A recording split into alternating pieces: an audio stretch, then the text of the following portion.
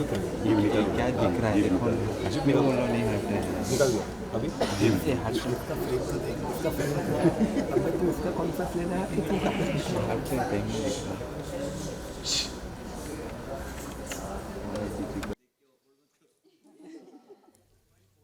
इस वक्त जो मोहल्ले में 6 सदस्य मौजूद हैं, इनकी ये आदत है कि बाहर से कोई भी मोहल्ले में आए तो उससे ये तरह तरह के सवाल पूछते हैं।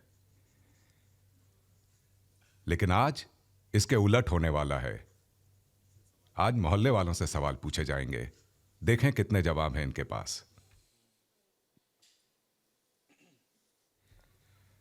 14 हफ्ते यानी 99 दिन, 2376 घंटे, 1,42,560 मिनट। इतना लंबा सफर तय कर आप आज शो के इस मुकाम पे फाइनल वीक में आ खड़े हैं। कितना मुश्किल होता है इस मुकाम तक पहुंचना, अच्छी तरह समझ सकता हूं मैं। 16 साल का एक्सपीरियंस है मुझे और मैं जानता हूं कि जितना ज्यादा आप इस शो में आगे बढ़ते जाते हैं, उतने ही सवाल भी अक्सर आप पर उठाए जाते हैं। मैंने अक्सर आप सभी को एक दूसरे पर कई सारे सवाल उठाते देखा है। तो सोचने वाली बात है कि आपको इतने दिन तक हर रोज देखने वालों के मन में आपके लिए कितने सवाल होंगे। तो आज फाइनल वीक में पहुंचने वाले मेरे 6 धुरंधर यानी कि आप 6 मोहल्ले वाले इसी सवालों की बारिश का सामना करेंगे।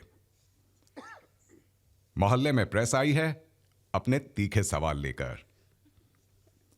मैं प्रेस का अपने इस मोहल्ले में हार्दिक स्वागत करता हूं।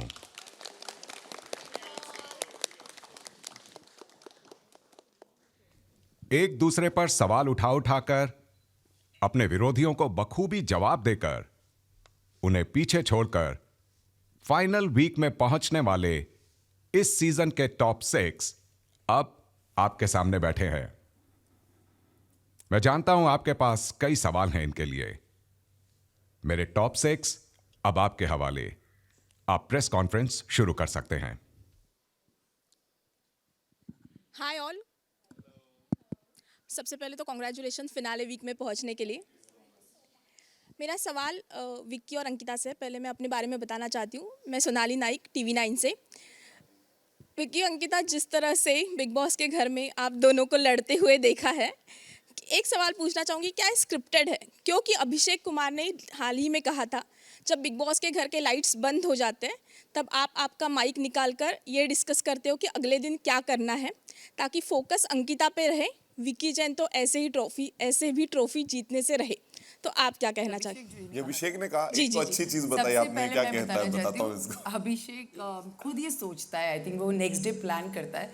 लेकिन जितना मैं अपने आप को जानती हूँ और विक्की को जानती हूँ, मैं कभी कोई चीज़ स्क्रिप्ट के अकॉर्डिंगली कर नहीं सकती। जो फीलिंग्स है, जो इमोशंस है, बहुत रियल है। और जो फीलिंग है, मैं ऐसी ही हूँ। मैं अभिषेक कुमार जैसे बोलते हैं, मैं वैसी ही हूँ। और exactly, no copy cats, but yes, मुझे जितना पता है कि मैं जो कर रही हूँ वो रियल कर रही हूँ। So it's okay. इनकी मैंने ये बोला था कि ये माइक उतार के बात करते तो ये- शायद कल की जो शायद तो नहीं था। तो मेरा कहने का वही मतलब था कि ये भी मैं सुन तो सकता नहीं कि क्या बात हो रही है। तो मैंने ये बोला था कि शायद ये कि आज के टॉपिक से रिलेटेड बात करते होंगे कि कल क्या होता है। कभी क्या होता है, बहुत झगड़े हो जाते हैं, होते हैं, क्योंकि घर पे बहुत प्रेशर हमारा हुआ है इस तरीके से कि हमारे बहुत फाइट्स हुई होंगी डेफिनेटली। उसके बाद कभी कभी हम सोते सोते भी लड़ ही रहे होते हैं। तो क्या होता है, जब माइक निकाला होता है ना, उसमें हम 10 बार लड़ लेते हैं। तो अभी जैसा भी ये सब आज जब भी खानजादी थी, तभी ये खुद भी इतनी खुसुर पुसुर बातें करते रहते थे, तो हमारे रोमांटिक नहीं होते थे। लेकिन ऑफ कोर्स मैं एक ऐसी लड़की हूँ, मैं अपनी लाइफ में कभी आज तक कोई प्लानिंग से नहीं गई हूँ। तो यहाँ पर जो आप देख सकते हो, ये मैं हूँ, दैट्स इट। वाइफ जब अलाउ करेगी तभी मैं बोलूंगा। मैं सुधार कर रहा हूँ अपने रिश्ते में बहुत ज्यादा। सो क्या आप कहना चाहते मैं सिर्फ ये कहना चाहता हूँ कि सबसे पहले तो यहाँ ये होता है जो अभिषेक जिस चीज़ की तैयारी कर रहे थे ये बात बोल के, वो क्योंकि खुद माइक उतार के अपने जो हमारे बाबू भैया थे उनके साथ रात भर बातें करते थे, तो उस सवाल को मैं कल खड़ा होकर ना करूँ तो उन्होंने उसकी तैयारी पहले से करने के एवज में ये बोला होगा, और वैसे इनकी बातों को ज़्यादा मैं ध्यान नहीं देता। बट उसके अलावा मेरा और अंकिता का जो भी ये चीज़ है, जो एक लड़ाई जो सामने आई है, मैं 200% श्योर हूँ कि हर हस्बैंड वाइफ की अपने घर में लड़ाइयाँ होती हैं, और उससे ज़्यादा ऑर्गेनिक कोई चीज़ नहीं होती। अगर कोई ये बोलेगा कि हस्बैंड वाइफ के बीच में लड़ाई नहीं होती, तो शायद सबसे बड़ी स्क्रिप्टेड वो स्टोरी होगी। हस्बैंड वाइफ के रिश्ते में लड़ाई होती है, जिस रिश्ते में बहुत ज़्यादा प्यार होता है उस रिश्ते में 100% लड़ाई होती है। तो आई गेस हम जितने ऑर्गेनिक और जितने रियल रह सकते नहीं, मतलब रियल ही थे इसलिए लड़ाइयाँ हो गई, रियल नहीं होते तो शायद लड़ाइयाँ नहीं होती। अगर मुझे ये मौका मिलता कि मैं अपना कोई इमेज बनाकर रखना चाहती और मैं कुछ सोच कर करती, तो मैं लड़ाइयाँ नहीं करती, मैं और उस चीज़ को मैच्योरली और अच्छे से हैंडल कर पाती। That's what I feel. क्योंकि अगर मैं कोई एक चीज़ बाहर से लेकर आ रही हूँ, वो है मेरी खुद की इमेज, तो यहाँ पर आई थिंक जो मैं कर पाई हूँ, मैं एक्चुअली जो फील करा है वही मैंने किया, ना कि ये सोच के कि बाहर लोगों को कैसा दिखेगा। सो ये ज़्यादा रियलिटी है। और स्क्रिप्टेड एक्चुअली ये होता है, जब हम ऐसे रहते हैं ना, ऐसे वो मैक्सिमम टाइम, तो वो स्क्रिप्टेड होता है, रियल ऐसा नहीं होता। Okay, hi guys, Mukesh here from Tele Chakkar. Vicky भी आप ही से सवाल है, चर्चा का विषय है आप, तो मैं ये पूछूंगा, आपने 2 लाइन कहा था, एक अभिषेक की री एंट्री पर कि बिग बॉस के हिस्ट्री में पहली बार हुआ है कोई बाहर जाके अंदर आया है, जीतेगा तो नहीं, जी जबकि ये हिस्ट्री में हो चुका है, गौहर जाकर आई है और जीत चुकी है, जी, जस्ट फॉर योर नॉलेज। जी। तो क्या आपको चैलेंज लग रहा है, अभिषेक में वो पोटेंशियल दिख रहा है कि वो विनिंग हो सकता है, इसलिए आपने ये बात कही? दूसरा, आपने एक और बात कही कि कॉमन वॉशरूम एरिया में मैं अपनी वाइफ से और रिस्पेक्टफुली बात करने की कोशिश करूंगा, आपने कहा था, राइट?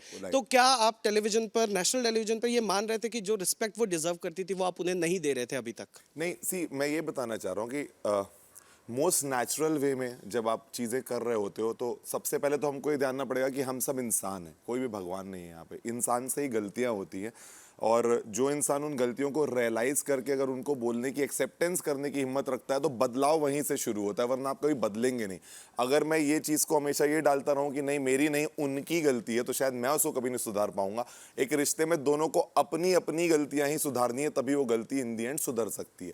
तो हम उस पड़ाव में थे जर्नी के जहाँ पे हम इन दी एंड, एट दी एंड, जब फैमिलीज आके चली गई थी, तो अगर हम अपने ही बातों को सोचते रहें तो शायद हमको समझ में नहीं आता, क्योंकि हर इंसान अपनी नज़रों में सही ही होता है। बट जैसे ही फैमिलीज आई और उनका एक पर्सपेक्टिव आया, भाई का पर्सपेक्टिव यहाँ कंटिन्यूसली रहता है, और सारी चीज़ें जब आई तो हमको ये समझ में आया कि हो सकता है कि विचारों को कभी भी कहना गलत बात नहीं होती, बट उनको हम किस तरीके से कह रहे हैं, शायद वो कभी और हमारा तरीका गलत हो जाता है। उस वजह से एक वो जो उत्तेजित माहौल होता है और दोनों किसी और ट्रैक में चले जाते हैं, तो शायद वो बात ही मिस हो जाती है। तो उस चक्कर में मैंने उनको ये कहा था कि डेफिनेटली शायद हो सकता है कि चीज़ों को हम और थोड़े पोलाइटली करते, तो शायद उस तरह का ना दिखाई देता, ना हम उस जगह चले जाते जहां हमारे इतने डिफरेंसेस दिखाई देते।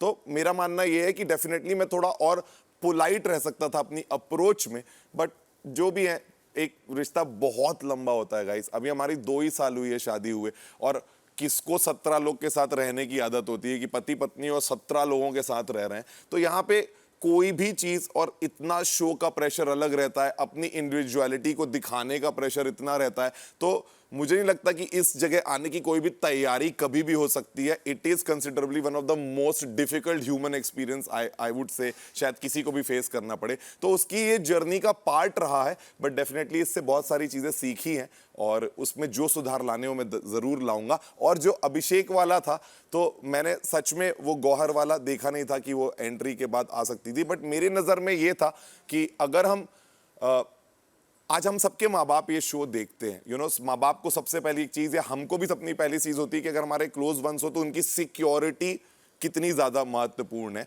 तो जो चीज हुई थी वो एक मेजर रूल ब्रेक माना जाता है कि अगर आप किसी के ऊपर कभी हाथ उठा दें, वो सीमा को कोई भी ब्रीच नहीं करना चाहिए। मैं उस चीज में श्योर था, तो मेरे लिए आज भी वो स्टैंडिंग है, क्योंकि ऐसा नहीं है कि गुस्सा मुझे नहीं आया, जबकि मेरी सिचुएशन सबसे ज्यादा डिफिकल्ट रही, क्योंकि मेरी वाइफ यहाँ पे रही है और मेरी वाइफ के साथ शायद अभिषेक ने 50 बार ऐसी चीजें कही या बोली हैं, उन्होंने भी रिप्लाई किया होगा, बट कई बार मैंने आप मुंह में टिश्यू नहीं डाला और मैंने इतना ज्यादा इतनी हद तक पोकिंग नहीं करी कि मैं वहां उस स्टेज तक पहुंच गया, जबकि ईशा के फादर ने आके भी वो चीज क्लियर करी है कि वो बहुत हद लेवल की पोकिंग हो गई थी, जिसमें मतलब अभिषेक पे तरस आ रहा था उस वो शायद सवालों में आ जाएगा आपसे, मैं अपना हाँ, जवाब दे मतलब, रहा हूं। मैं सिर्फ इतना कह रहा हूं कि मेरी नजर में मेरे साथ भी ऐसा सिचुएशन हुआ है, बट मैं I am proudly I can say कि आज तक मेरे मुंह से कभी भी किसी झगड़े के दौरान कोई गालियां नहीं निकली, मैंने कभी हाथ नहीं उठाया। तो जो चीज मैं कर सकता हूं वो कोई भी कर सकता है, ये सोचते हुए मैंने कहा कि वो चीज आपने बहुत गलत की थी और उसके लिए फॉरगिवनेस नहीं मिल सकती, बाकी कोई भी चीज आपको मिल सकती है लाइफ में, बट वो मेरे लिए बहुत बड़ी चीज थी।